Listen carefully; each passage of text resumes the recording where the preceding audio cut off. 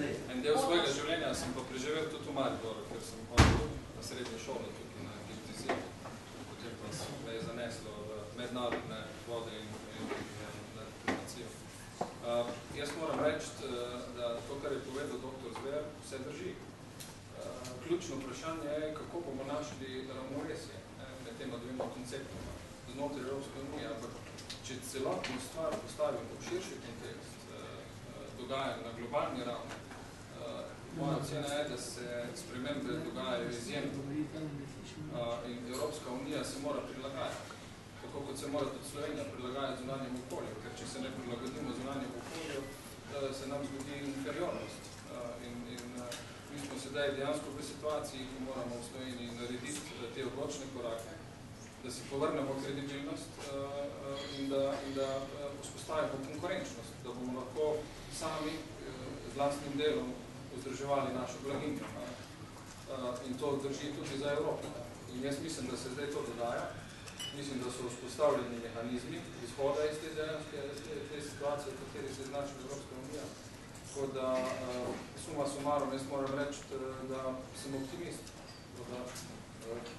Na tej točki mogoče za izhodišče se ostavim in dam besedo naprej. To pa bilo res kratko. Zdaj pa jaz ne moram biti tak kratek. Jaz sem želel začeti za zgodovino moje družine v resnici. Zakaj? Iz enega preprostega razloga. Tako da verjetno večina vas, ki vas je tukaj danes, ki živi v Mariboru oziroma na Štajerskem ali v Sloveniji, ima različne korenine. In seveda, tudi moja družina ima različne korenine. Prihaja iz ene strani, prihaja iz Mađarske, iz ene strani iz Slezije, iz ene strani iz Nemčije, iz Avstrije, iz Slovenije, torej to, kar je bila Avstro-Ogrska. Avstro-Ogrska v svojem malem je seveda rodila tudi gospoda grofa Kalergija, ki je prvi napisal leta 1920 manifest Pan-Evropa. Zdaj, seveda jaz predstavljam ta manifest, jaz sem predsednik Pan-Evropskega gibanja, sem tole funkcijo prevzel od profesora Bučarja letos in sem na to ponosen. Ampak ne gledam utopistično na Evropsko unijo. Evropsko unijo sem prepričan, da je prava pot, da je edina pot, ni najboljša pot. Evropska unija daleč od tega, da je bila perfektna struktura, je pa zagotovo struktura, ki nam je dala v zadnjih 60-70 letih mir in stabilnost. In zdaj, jaz sem ena mlajša generacija, zagotovo najmlajši pri tej mizi danes, in v mojem življenju, ki sem ga preživel kot rojen v Jugoslaviji, v Sloveniji, v Italiji, v Angliji, v Združenih državah Amerike, kjer tudi predavam, vojne nisem spoznal. In niti ne želim spoznati. Meni, tako kot je, se bom trudil, da bo Evropska unija seveda še živela naprej, da bom delal vse, kar je možno, da bomo jo izboljšali, ampak zagotovo nisem pa prepričan, da moramo misliti, da je pot, ki pelje v prihodnost, pot Združenih držav Evrope. Ta izraz mi ni všeč. Ker v resnici Evropa je že danes, tako kot smo, bi rekel dr. Zver, en veliki kompromis. Kompromis med medvladno organizacijo in Združenimi državami, recimo neke države. Bo ostal en poseben unikum. Jaz kot pravnik vem, da ta unikum ne obstaja v zgodovini, verjetno nikoli v zgodovini ne bo obstajalo in je dan danes nekaj zelo posebnega. In to zelo posebnega žal kroiramo dan za dnevom. In to zelo ciklusno. Ta ciklus je, da Evropa, ko se rodila, je šla skozi ogromno številnih kriz. In danes je bila, ali je, po mojem je bila, pa potem lahko debatiramo kasneje, zelo blizu točke kolapsa. To točko kolapsa mogoče spet smo prekoračili, smo šli naprej za en korak.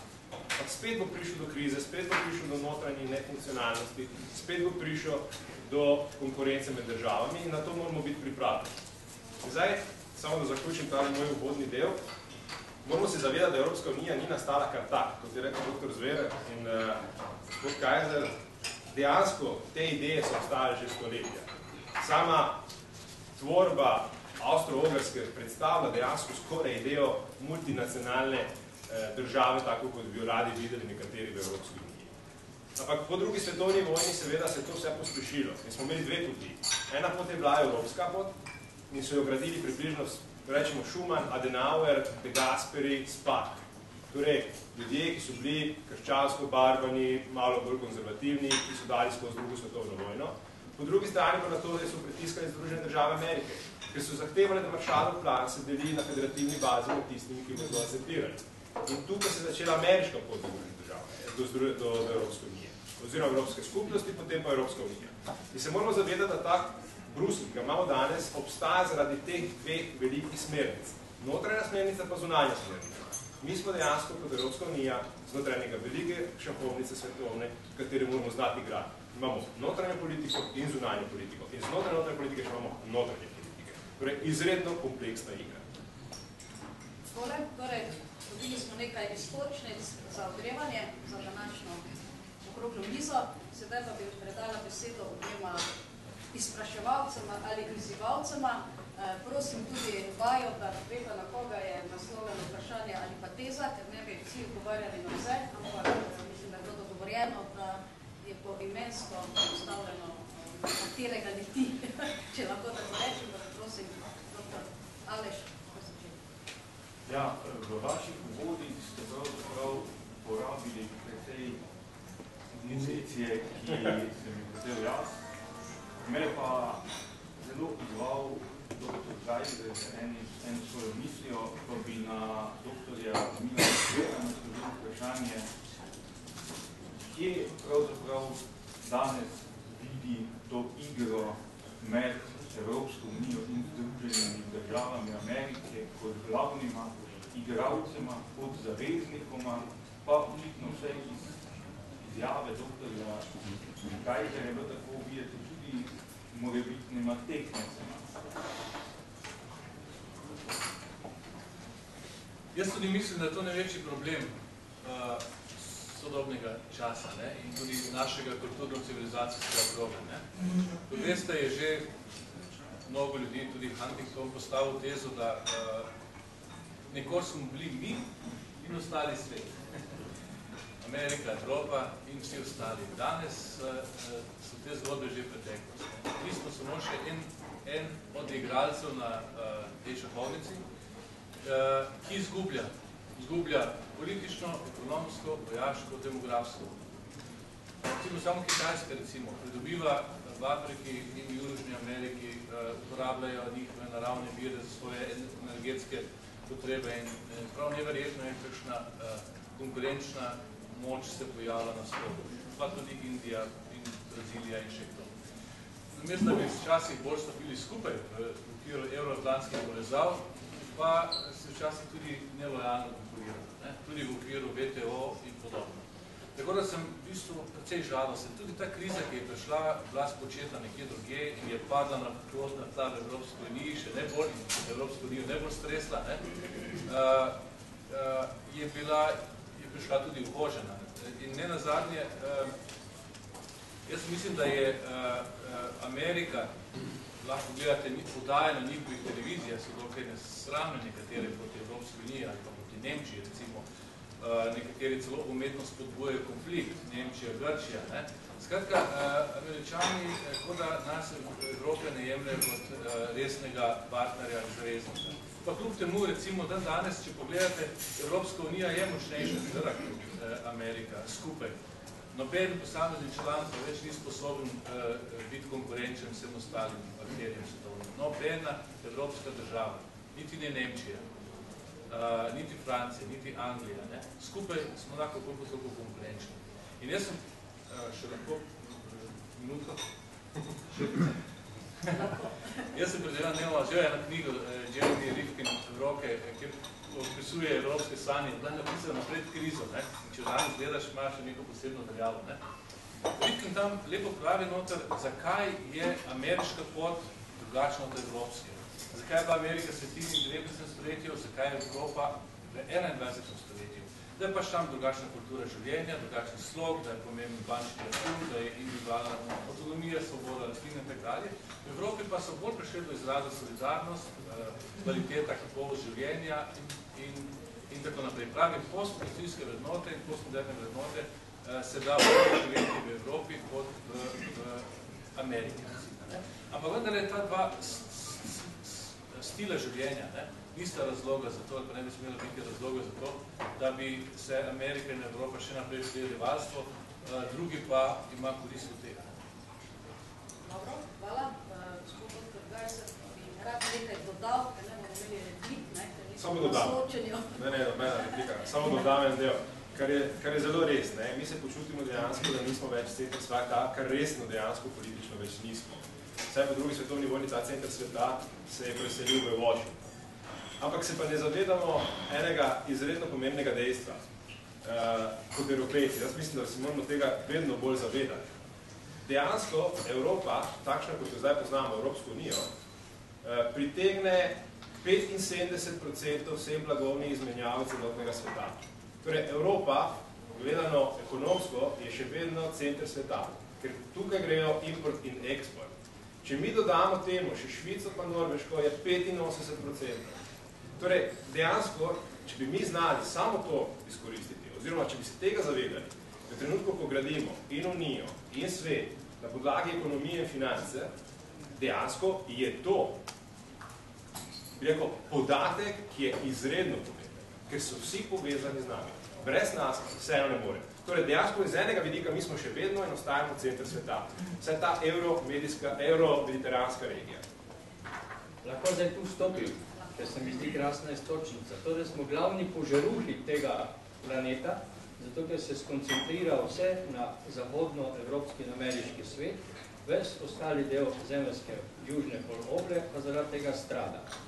In zato je moje vprašanje, najprej vam, gospod Kajzer, ker se ukvarjate gospodarstvom, kako vidite te relacije med kontinenti, predvsem med bogatim severom in pa revnim jugom, in kaj lahko recimo mi tudi v tej krizi, o kateri neprestano govorimo, dejansko, pa ta kriza še niti približno ni taka, v kakršni živijo milijarde ljudi na tem planetu.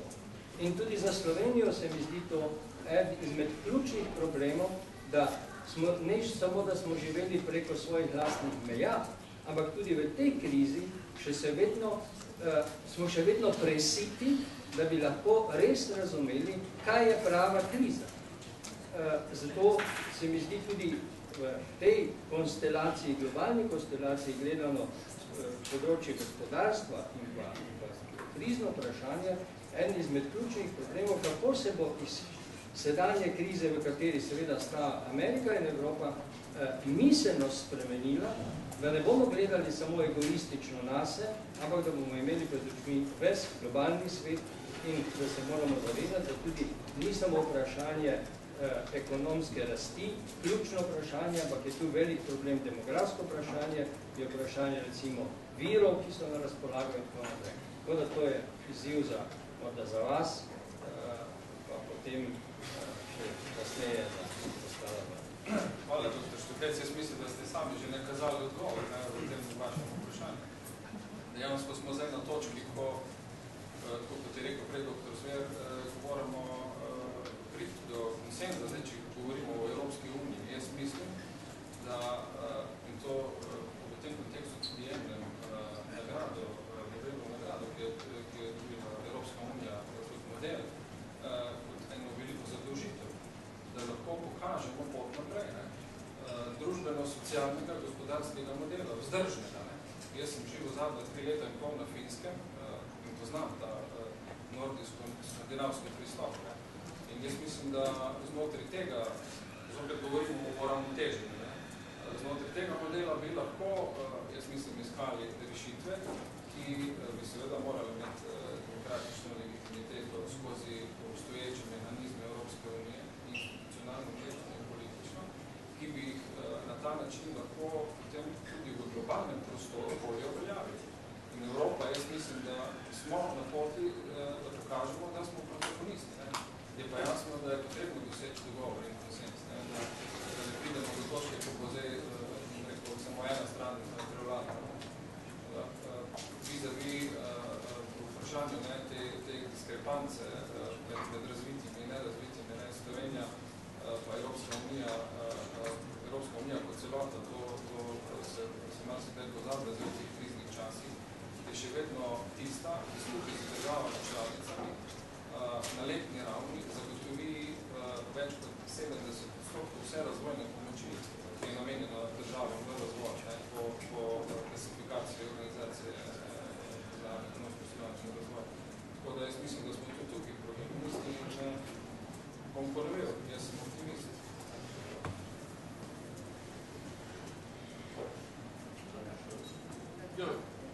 pravim, jaz mislim, da je, če Evropa v tem desetletju uspe narediti en premik, in to je, da bi bila manj odvisna od fosilnih goriv, od nafte, plina, oljna, in da bi ustvarila neke alternativne vire, Nemčija je šla pogumno v to pot, potem bo v perspektivi tudi njena ekonomija še bolj suverena, recimo, kot je danes. Pa tudi sicer je danes izjemno močna, tudi na kulturna produkcija v redu, smo drugi, ki ne več proizvedemo filmov, predvsej več kot Hollywood, ne več medalj dobimo na olimpijskih igrah, svetovni prvenstvi, ne več knjig in tako naprej.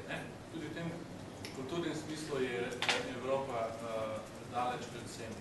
Edina stvar, ki je, pač mora najti neke lastne, drugačne razvojne vire.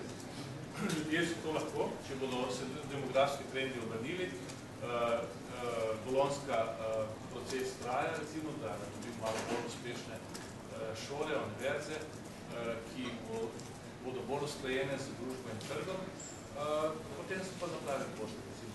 Tako da v 21. stoletju po mojem nafta več ne bo glavni politični faktor. Zdaj bi smo tako prosila, da bi se izvalka, da vidva izpuščata potem besedo tem ostalim, da potem vidimo, sta zadovoljna z odgovorom, če želite koga kaj dodati, tako da malo dinamiko malo... Jaz bom odgovoril samo kot tipični ameriški raziskovalec. In to je globalizacija dobra. Zdaj vam razložim tudi zakaj. Dejstva kažejo in številke kažejo, da pač ta globalizacija, ki se sprožila, val globalizacije. Pardon, en korak nazaj. Kot moj študentom povem vedno. Globalizacija prava, moderna, sodobna, se začne v 19. stoletju. V trenutku, ko iz stare ladje na veter pošljete vi pismo oziroma sporočilo v New York preko telegrama. To je nekaj neverjetnega. V 14 dnevi so vključeni v par milisekundah. To je prava globalizacija. Globalizacija, da se jaz danes sedem na avion, pa grem v Bruselj v par ura, ni nič proti temu, da so rabili 14 dni, pa par sekund, en dan kasneje. Torej, to je dejansko en postopek, ki traja že stoletja. In zdaj, ta globalizacija, zadnji del, o katerem ponavadi vsi govorimo v zadnjih 50 letih, je vseeno dobra. Številke kažejo, da revnih je vedno manj po svetu.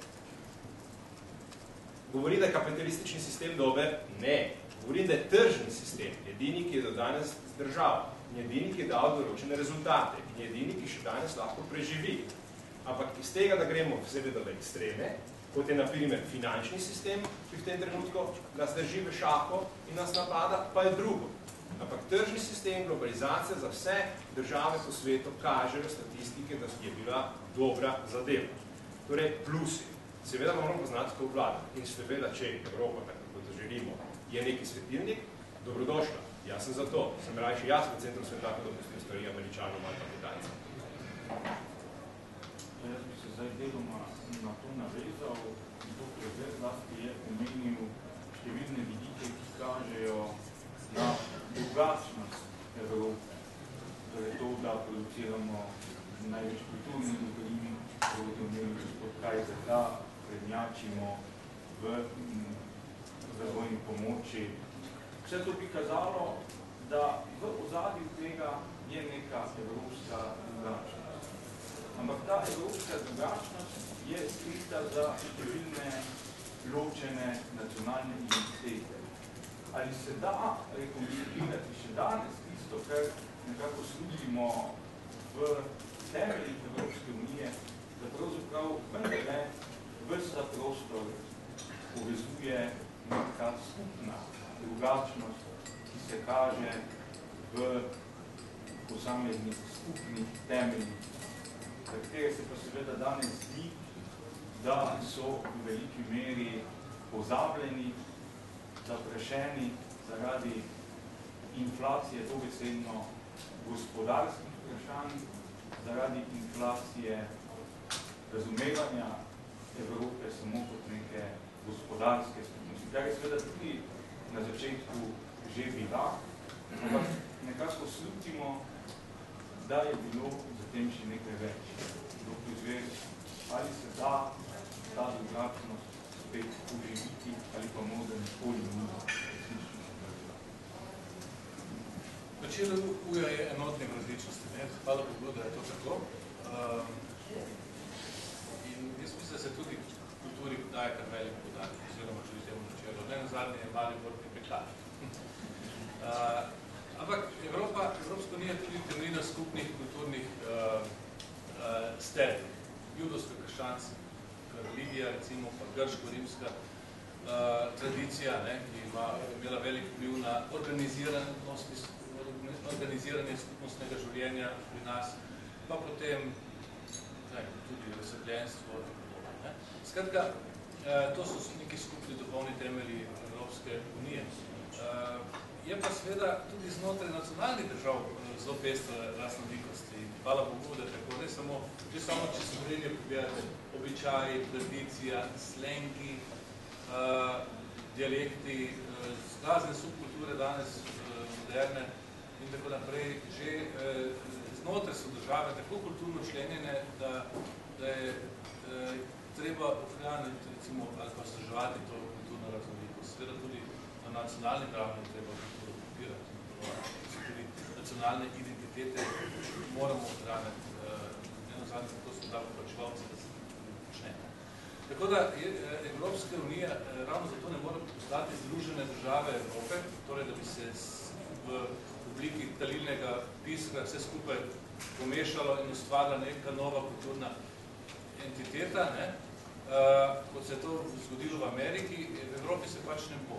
Ne nazadnje tudi prevajanje, recimo, to je taki, se mi zdi, pomemben element v Evropskem parlamentu in Evropske inštitucije nasploh. Vsaka stvar se prevede v uradne jezike. To samo širi moč jezika, njegovo izrazno moč, tudi slovenščine, še posebej slovenščine. Rad bi slišal, koliko novih besed, recimo, smo ustvarili ravno zaradi tega, ker se moramo ukvarjati s stvarmi, ki so nam depretuje, sedaj pa so nam postale domače ali pa se soočamo z njimi. Tako da jezik samo pridobiva v okviru Evropske unije. Če bi se zaprli, recimo, kot ježek in bi bili tako paruralni proti svetu, se bi ne razvijali, recimo, v kulturnem smislu tako dobro, kot smo.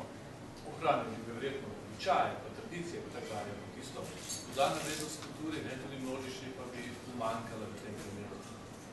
To pa je tudi v politiki. Če bi se mi leta 1991 še bolj odprli, tudi v gospodarskem smislu, če imeli še manj nacionalnih interesov, pa srebrnine, bi pač prej začeli živeti odprto, moderno, bolj racionalno. Pa nam to ni bilo treba, ker smo imeli določene monopole, ki so imeli veliko od tega, lastniki teh monopola, upravljalci, državljani pa zelo malo. Zdaj smo tu na točki, če smem jaz vstopiti nazaj. Ko se dotikamo našega naslova, Evropa zdaj ali nikoli, zakaj smo na nek način tudi dali ta naslov? Zaradi tega, ker gre razmislek v tej smeri, da se Slovenija trenutno oddaljuje od evropskih vrednot na vseh področjih. Slovenija še ni vzpostavila znotraj sebe tistega, zaradi česar je Evropa sploh nastala. Evropa je nastala zato, da je presegla konflikt med Francijo in Nemčijo in da je vzpostavila spravni odnos in da je dialog bil edina metoda za reševanje vseh konfliktov, ki so nastali med tema dvema državama in to je bila paradigma, na osnovi katere se Evropa sploh lahko začela razvija. Slovenija se ne more razvijati zaradi tega, ker te paradigme znotraj sebe ni sprejela kot družbeno zavezana norma, preko katere nišče ne more iti. Se strinjate s to tezo in ali se vam zdi, da smo sposobni v tej krizni situaciji narediti ta preobrat po 20 letih, čeprav bi ga morali že leta 90. Odvem. Jaz mislim, da če še nismo sposobni, pa bomo slej kot prej morali biti sposobni to narediti. Morda smo zamudili 20 let. V tem času bi lahko ustvarili tudi neke kulturne podlage, zato če okviru ali pa tudi z vzgojno-izobraževalnim sistemom, mediji in pa tistimi, ki oblikujejo našo miselnost, tudi vrednostne sisteme in podobno. Ampak slej kot prej bo v Sloveniji tudi do tega moralo priti, do sprave. Sprava je, se mi zdi, postala osovražena beseda na slovenski. Ampak v Sloveniji smo še kar daleč od tega. Nismo sposobni se dogovoriti, da bi bilo prav, da se pokoplje 30.000 ljudi, recimo, ki nimajo mladiškega lista. To so elementarne stvari, elementarne človeške stvari, kjer nismo sposobni sprejeti tega konsensa. Rekli pa Antigona še vedno išče način, kako bi popisvala brata. To je vse grozno. In tega ni mogoče, recimo, razložiti nekemu poprečnemu tujcu, Nemcu ali pa Američanu. Pa ne glede na to, kakšne izkušnje imamo iz polpretekle ali pa še prejšnje zgodovine. To je treba narediti, ker je to normalno in človeško. In popraviti krivice, kjer se da, se več ali manj tudi dosti ne zna. Ampak take premike na spravnem področju bo Slovenija še ne morala narediti. Pri tem seveda čim manj odpirati stari dan, ampak se ne nazadnje pa to tudi na mej spravi. To so težke. Ampak jim bo treba. Mislim, da bo mlajša naša generacija morala to storiti. Namesto, da bi v začetku 20 let recimo to storili še tisti akteri, ki so akteri teh zgodb, ali pa državljanske vojne, ali pa razrednega spopada.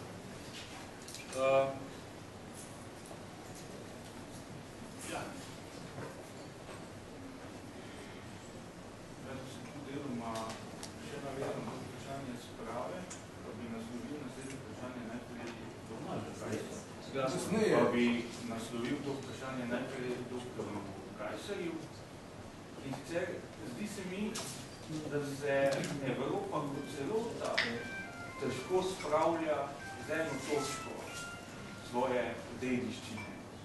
In ta točka se mi zdi njena krščanska dediščina. Vi ste omenili, da pravzaprav za tvorce Evrope je bila ta krščanska dediščina nekaj samoumevnega.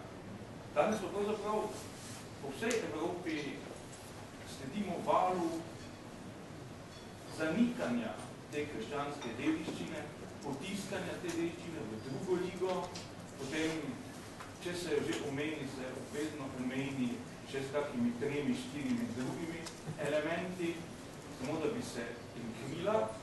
In zakaj gre pri tem? A gre preprosto za stalni konflikt med otrokom in staršem, ko otrok pač skuša na vsak način nadmudriti tako rekoč starša, ali zakaj v Evropi tega vprašanja ne uspemo rešiti, recimo na tak način, ko so kako vendarle v Združenih državah Amerike, ki pa res niso imeli, ki pa res ni bilo izkušnje francoske revolucije kot brutalne zaostritve tega spora. Ja, hvala za vprašanje. Vprašanje je globoko in široko. In jaz sem zanalašč omenil na začetku prav te tvorce. Problem je še enkrat notranje politični, pa zunanji politični. In to je eno od ključnih trenutkov, ko imam predavanje študentov v Ameriki in jasno razložim, zakaj so oni vele sila, mi pa nismo vele sila. In zakaj oni se znajo videti zunanje politike, mi pa se ne znamo videti zunanje politike. In to je pa odgovor je čisto človeški, čisto sociološki. Dokler ti sam sebe ne prepoznaš, kakšen si, se ti dialog ne moreš postaviti. Dokler ti ne veš, kakšne so tvoje vrednote, kam spadaš, ti nimaš pojma o dialogu in multikulturnem dialogu. A Evropa, ki nima pojma sama o sebi, se postavi vedno kot glavni akter mednarodnega dialoga, sprave, multikulturnosti, etc. A Bog ne daj, da rečeš, da zunanja politika, pa tudi težka politika, ki potrebuje jasna stališča, prepričanja, ki včasih so mogoče napačna, ampak rabiš stališča. Mi stališč nimamo. Mi nimamo zunanje politike. Mi imamo samo zato, ker je zdaj zgleda bolj, prostite angliščini, fancy, imamo soft power. Nekaj, kar je demokracija, imamo se radi, etc. Ampak mi sami nismo verodostojni do naših drugih kolegov oziroma konkurentov ali nasprotnikov, ker sami vejo, da mi nimamo identitete. No, jaz sem absolutno prepričan, da je naša zgodovinska identiteta je nekaj izredno posebnega, je kompleksna, z tega tu se ne moramo temu skrivati, ampak ima sigurno neke skupne temelje, ki jih je omenil tudi dr. Zver. In to bi se moralo poudariti, kjerkoli, kadarkoli, vedno. Dokler to nam ne bo prišlo pod kožo, da smo mi res neka posebna tvorba, da Evropska unija je nekaj posebnega, potem nikakor, nikoli ne bomo imeli ne zunanje politike, pa ne dialoga. In nas bojo vedno povozili vedno. Sigurno, 100%. In zdaj, če se lahko samo sekundo dam na, mislim, da ste vi prej omenili, nekdo je omenil, kolega je omenil, Nobelovo nagrado za mir. No, gospod Kajzer. Nobelova nagrada za mir, jaz sem se sprehajal po livadah na Ptuju zadnjič, ko me kliče novinar, če lahko komentiram zadnjo novico. Nisem vedel, za katero novico se gre, ker sem skušal skoraj vse telefone pa in mi pove novico. Jaz sem se 5 minut smejal. Potem pa sem se zamislil. Čakaj malo. To je moja reakcija kot evropejec. Pazi, jaz sem predsednik paneuropskega gibanja, se smejim, da je Evropska unija, ki jo jaz predstavljam, dobila Nobelovo nagrado. Kaj ne štima v tem? Potem sem pomislil, ja, okej, mi je jasno. Evropska unija dejansko je po Dunajskem kongresu edina inštitucija, ki je te zemlji oziroma temu območju stare celine zagotovila toliko miru in stabilnosti. Madonca si zasluži Nobelovo nagrado. Ampak ta Nobelova nagrada je nesmiselna in jo ne sprejmemo resno, zato ker je prišla v napačnem trenutku. Če bi jo dali pred 10 leti, takrat, ko Evropska unija je imela neko vizijo, o kateri je govoril dr. Zver na začetku, ko je vedela, kam gre, ko je bil širitveni proces, ko je bil stabilizacijski proces določene dela Evrope, bi vsi sprejeli tole Nobelovo nagrado kot resno. Danes tole Nobelovo nagrado, zaradi vseh teh dejstev, ki smo jih omenili, zaradi pomankanja enotnosti, zaradi delitve znotraj našega sistema, zaradi neresnosti igralcev, ki jih krivimo, vsaj jaz jih krivim v Bruslu za vse to, kar dejansko v tem trenutku trpimo, dobimo Nobelovo nagrado za mir. Tempirano je bilo zelo slabo in nišče to ne verjame. In še enkrat, odbor za Nobelovo nagrado dejansko se naredil samo sramoto. Po Al Gore, po Obami in po Arafatu še Evropska unija. A smemo oponirati? Prosim. In sicer Obama je dobil Nobelovo nagrado za nič. Zato, ker je pač postal predsednik Amerike. Evropa se nahaja v neki prelomni situaciji in v krizi in dobi Nobelovo nagrado za mir, ker je vzpostavila na tem kontinentu več desetletni mir in je lahko to tudi signal, če se boš oddaljila od vrednote, za katero si delala skozi desetletja, si seveda ne boš več zaslužila nagrade za mir. Zdaj si jo pa na nek način zaslužiš in je prav, da jo dobiš v trenutku, ko nisi na višku moči, ampak ko si na podno. Lahko tudi tako razumeti. Lahko bi razumeti. Vse tak je bila dana. Vse tak je bila dana. Namen tega, da so... Namen tega, da se tudi upozori, da je Evropska unija v ogromnih časih, ampak ti so še o krščanstvu pa in Evropi. So težave, recimo, s vpisom religije, recimo, kakšne temeljne akte. To smo videli pri sprejemanju Evropske pogodbe, pa tudi, zdaj vidim, nekaj kongres je te dni. Pred 2 mesecem, ko so se predlagali na maji, so videli kakšno znotraj naše stranke, ki je Evropska ljudska stranka, kakšne težave so, recimo, da se vnese nekaj takih temeljnih splošnih. In da ne govorim, kakšne težave imamo mi Slovenci za drugo Prešernovo kitico, kjer govori eno vrstico drugo Prešernovo kitice, kjer govori o Bogu in slovenskemu svetu. To bo še zanimiva razprava, ko se bo pojavila bolj na krožniku politične. Torej, velike države. Ne vem, je sekularizacija podala praktično na celotne demokratične dobe. Se v tem smislu premalo podarja. Jaz sem pa, ravno vidim kolege iz EPF-a, da se spomnim eno svojo raziskavo pred 10 leti, kjer smo imeli kulturne orientacije Evropejcev in tudi drugih na podlagi Inglehartove analize vrednot. In so prišle ven, ko smo potem razvrščali države v skupine držav, kulturne orientacije, vrednostne orientacije smo imeli skupine držav, ena je bila katoliška, stanska, ena je bila pravoslavna, pa islamska, neverjetno. Tudi ljudje, če so se izrekli za, recimo, za ateiste, ne, kulturno vrednostnem smislu reagirajo religiozno. Ne. In prav neverjetno čiste skupine držav so prišle na podlagi odgovorov ljudi na anketna vprašanja, ki je postavil ta profesor. To pomeni, da religija živi v nas, v naši kulturi, v našem načinu razmišljanja in osmišljanja stvari. Pa če si to priznamo ali ne? Saj Habermas to zdaj začel močno izpostavljati, vlogo religijo v sekularizirani družbi. Ja, to je čist vredno.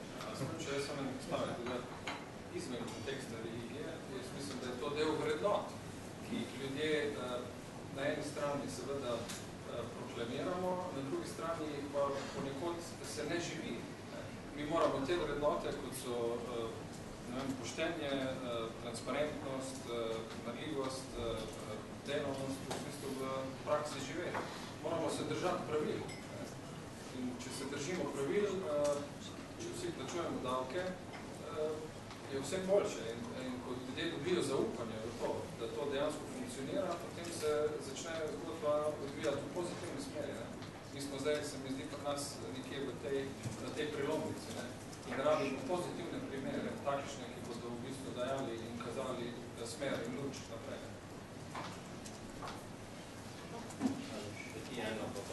Še veli, potem pa so vprašanja vaša. Jaz bi, tukaj moče zapomniti tega sklopa, vseeno vrgel prostor še službo frazo nacionalni interes. Dr. Zver je na kratko to že načel. Vidimo, da je to v Sloveniji izredno pomemben pojem, pod katerega stavo se združujejo ljudje zelo različnih usmeritev. Zdaj, tak nacionalni interes, ki se je postavljal v zadnjih 20 let, nekako s tem razumemo, verjetno se strinjamo, da je veljal nikamo. Kaj pa bil pravi nacionalni interes z ozirom na naše življenje v Evropski uniji in dohod lahko nacionalni interes še teže, da še vedno gradi skupno Evropo, da ne povzroči, da je ne bo nikoli več. To bi možno najprej gospoda Kajzerja, gospodarskega mora verjetno s tem prepogosto srečevati. Ja, to je zelo relevantno vprašanje, tudi vizavi diplomata, ki deluje v tujini na veleposlaništvu. Ko se nate obrne podjetje X, slovensko podjetje, in seveda ti si v funkciji, mi smo bili v funkciji, ko smo delovali na terenu, da odpiraš vrata temu podjetju. Lahko je pa to podjetje v tuji lasti. Kaj je zdaj tle nacionalni interes? Ko odpiraš slovensko podjetje, jaz bi to obrnil. Jaz bi dejal, nacionalni interes posamezne države, jaz mislim, da je, da krepi svojo identiteto, da dela na notranji homogenosti družbe kot celote in da lahko s tem modelom v narekovajih konkurira v drugih državah. Recimo skandinavske, nordijske države so ravno takšne. One zdaj izvažajo tako rekoč ta svoj model. In jaz mislim, da je to nacionalni interes, ker podjetja so danes globalne. Važno je, da plačujejo davke, se pravi, da dajo tisti svoj doprinos, ki ga pač morajo dati. Tle smo ta del se mi zdi pri nas zabrisali, namenoma, in smo nacionalni interes na nek način postavili v globo interesa nekih krogov. Jaz mislim, da smo zdaj prišli seveda do točke, ko se ta zgodba izpela in moramo iti naprej. In nacionalni interes definirati mogoče tako, kot smo prej rekli, da si mi kot družba konsolidiramo in da skozi model našega funkcioniranja lahko konkuriramo znotraj Evrope, pa tudi širše. Imate se eno podprašanje za to, da smere. Da dejansko ljudje še danes kupujejo ta nacionalni interes, po mojem zelo dobro opisal gospod Kajzer, kot interes nekih lokalnih šerifov, ampak se veliko ljudi s temi lokalnimi šerifi identificira, ker vidi v njih garanta nekega obstoja slovenske identitete. Kako zdaj ljudi prepričati, da interes lokalnih šerifov ni želeti celotni skupnosti? Hvala za vprašanje. Pri nas je tako z nacionalnim interesom, ko ljudje slišijo za ta pojem, se primejo za denarnice. Ker običajno se vedno spridi in gre z privatne žepe, recimo, kakšen tak profit iz tega nacionalnega interesa. Taka je bila praksa. Drugače bi se pa strinjal s tem, kar je povedal gospod Kajzer. Nacionalni interes mora biti, recimo, da posamezniki in skupno živijo na demokratičen način, v neki relativni blaginji in pa da ohranijo svojo kulturo.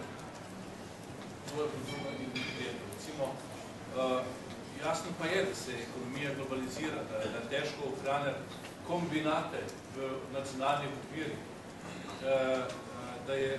da so vsi večji gospodarski subjekti na globalnem trgu. In pa še to, večkrat pozabljamo, slovenska, pa tudi evropska ekonomija, vendar je temelji na malih in srednjih podjetij. Veliko večino GDP-ja, veliko večino ljudi se zaposlujejo mala in srednja podjetja v Evropski uniji. To je vzorec tisti, ki ohranja in tudi najbolj ohranja konkurenčnost Evropske unije. Torej, nacionalni interes je kot političen žargon, slejko prej postaja noter, čeprav še živi. Danes veliko predvsem v tisti zahteva, ki nasprotujejo uvedbi enotnega državnega holdinga. To, ker je bilo preko raznih teh upravljanj z družbenim državnim premoženjem v raznih podsistemih, bilo to zelo plodno polje za nekatere ekonomske in politične grupacije. To stvar upravljanje z državno lastnino moramo narediti optimalno, transparentno, centralizirano, da bodo ljudje lahko videli, zakaj pri celotni zgodbi gre. Jaz mislim, da to tudi glavni namen vlade. Nič hudega, če se centralizira, zakaj bi moramo imeti 5 podsistemov različnih upravljanja in pa tudi kasneje prodaje tega premoženja. Država se mora politika dogovoriti, do kolikšne mere ne gre v prodajo. Država se mora umakniti iz gospodarstva. To je dejstvo. Potem bo vse šlo.